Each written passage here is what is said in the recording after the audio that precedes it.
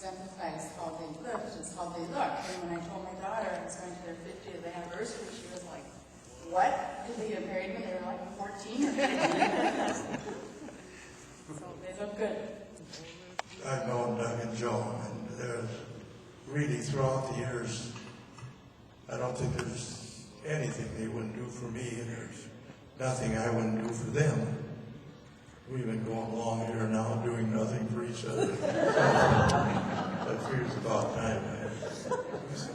That bus stops are a really good place to meet your future mate. My mom and dad have done that. Free car.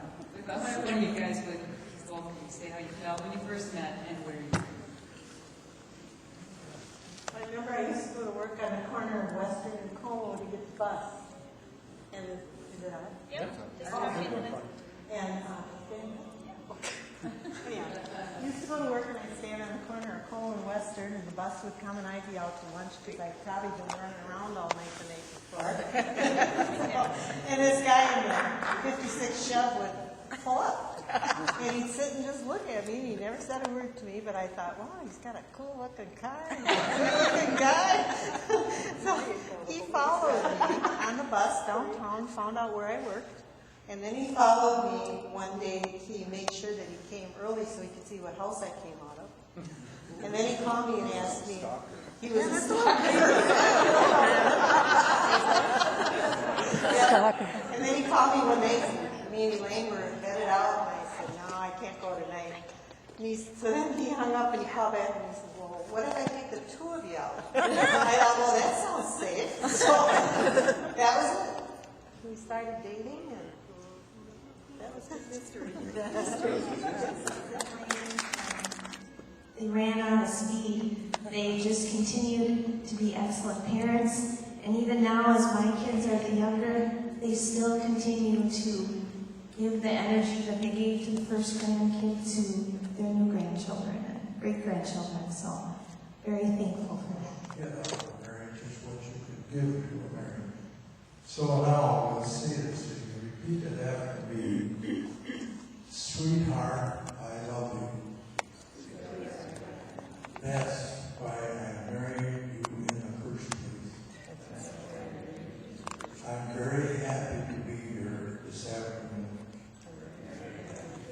Holding your hand, looking in your eyes, and speaking to you with my heart. 52, and I think Doug and Joanne look 52. You really were 14, right? I was 14 when we got married, right? But we weren't in that complex over there in Texas. Good one. You two look great, and I remember you, my dad, and I wish they could be out here, enjoying all this as well. But I really sympathize with you with 5 daughters. I had one, and it cost me a bloody fortune. So whenever the other boys got married, I walked up to the father of the bride, and I handed him a $5,000 check, and I said, "I think this will help you," and he just about kisses me every time. But I know what you go through with that. It's great. But you two look great. I always remember, Doug, that I could call you anytime I wanted to. What was the automotive store you used to work for? I can't remember.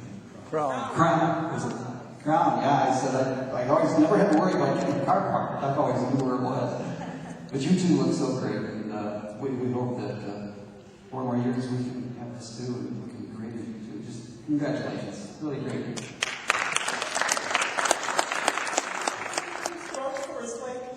And Uncle Doug always wanted to live in the country. So they did not always live where they lived. They lived across the street. And I'll never forget. We go out, and Uncle Doug says, "You gotta always come when it's dusk, right about 5 o'clock. And we're like, okay, so we go out, and he's showing us the chickens, and we have wood ticks and everything else. But the best part was when 200 bats flew up the attic. And Uncle Doug thought that was the coolest thing he'd ever seen. You guys haven't seen bats! So we see all these bats go flying over the house. And I look at me and Joe and I go, "Have you lost your mind? Why do you live here?" The story is when I was an infant in a crib in that house, and a bat was circling above my bed, and my mom said, "That's it, Doug. We're moving." And she won. Oh, you moved to Como Park. Yes. Anybody else want to share? We're all standing outside, waiting for the bands to come out.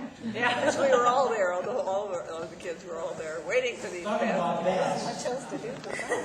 Talking about bands, at the place, me and Doug used to shoot at them in the bar. They did. It's true.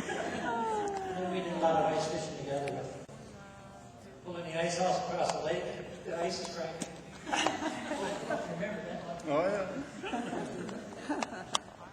For a long time. I should have with my sister. And I wish them all luck in the world. Love them both. Any more years?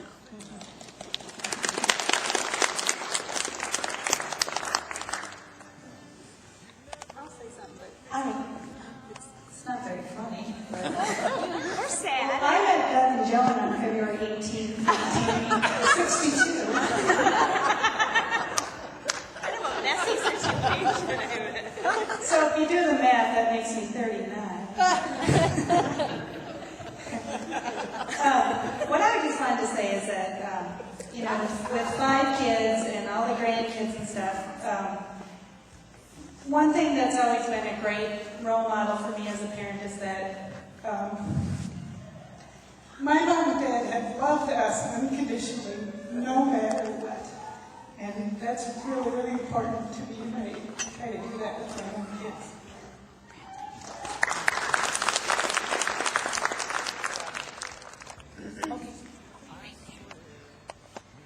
Every baby Joe had, Doug would call me, and I'd say, well, good girl. Poor Doug, never got that boy. Well, now he's got a great grandson. He said the same thing every time we called him, too. It's a girl. I just want to tell about my first meeting with Doug and Joan.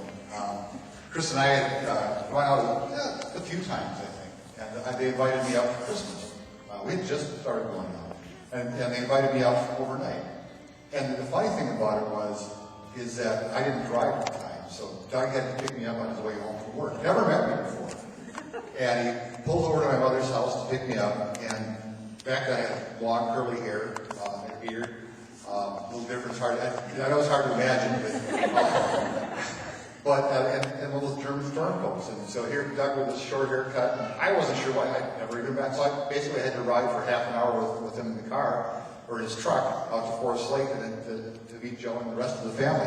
And it was a difficult experience. I mean, I wasn't sure what to expect. But what amazed me was how well we got along, and just had a great conversation all the way out there, and met Joe and Wayne, and how warm they were. It was just a wonderful experience.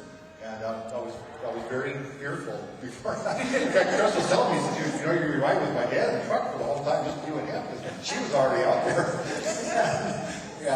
But it was we just met. I mean, when he picked me up, we just met and rode in the car for a while. But it was a great experience, and I've always been very welcomed and very, very fortunate to a very wonderful family. May every name peace with you, obedient to your will, and may live together always in mutual love. Now the grooms may kiss their brides.